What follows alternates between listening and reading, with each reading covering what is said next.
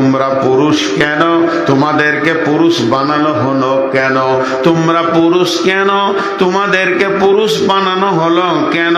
কেন কেন কেন কেন কেন এত সম্মান দেয়া হলো পুরুষকে নারীদের ওপরে? তার একটাই কারণ, অবিমা আনফাকু মিন আমওয়ালিহিম, আমি তোমাদেরকে ইনকামের দায়িত্ব দিয়েছি। নারী ইনকাম করবে না, পুরুষ ইনকাম করবে।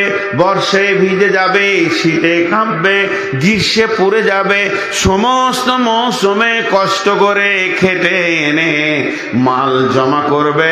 ওই মাল, উপার্জিত মালে নারীরা পোশাক পরবে, চিকিৎসা হবে, খাবে, আনন্দ করবে।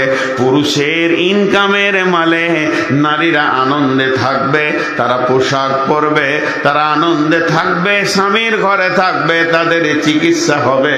অবিমা আনফাকু মিন আমওয়ালিহিম, এই ইনকাম করার জন্যে, মাল ইনকামের জন্যে আমি তোমাদেরকে পুরুষকে নারীর উপরে প্রাধান্য দিয়েছি। জি ভাই, আপনাদেরকে বেশি বিরক্ত করব না, একটু বসেন। শীত অনেক বেশি, আমি বেশিক্ষণ আপনাদের সামনে থাকতে পারবো না। মানে আমার কাজও নেই, এমনি বলছি। ঠান্ডার জন্য লোক উঠতে শুরু করেছে, আর উঠবেও।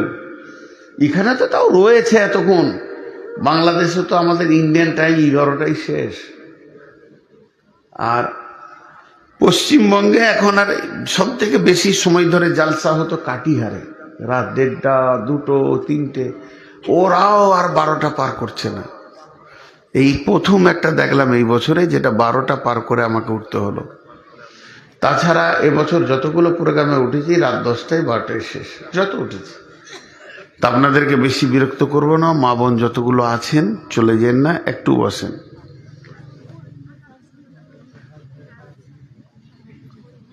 মা বোনেরা বসেন। আল্লাহ তাবারক ওয়া তাআলা কি বলছেন? পুরুষ ইনকাম করে স্ত্রীকে খাওয়া দেবে, পোশাক দেবে এবং ওদেরকে চিকিৎসা দেবে।